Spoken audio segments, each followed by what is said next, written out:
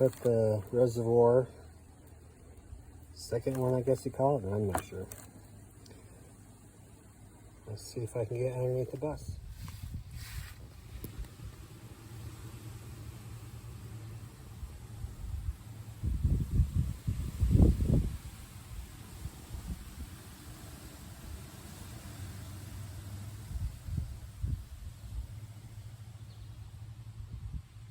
So I'm putting this guy underneath the bus where the reservoir tube, I guess you call it, goes.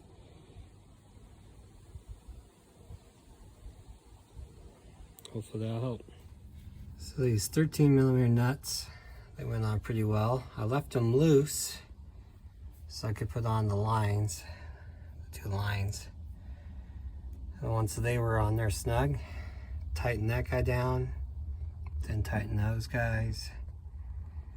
I replaced the grommet on this guy here, which is your reservoir, but it doesn't want to slide that last little bit.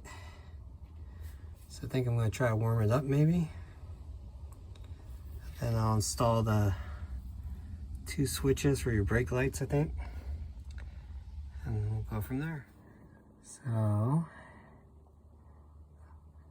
So I got that guy attached. Put the clamp on.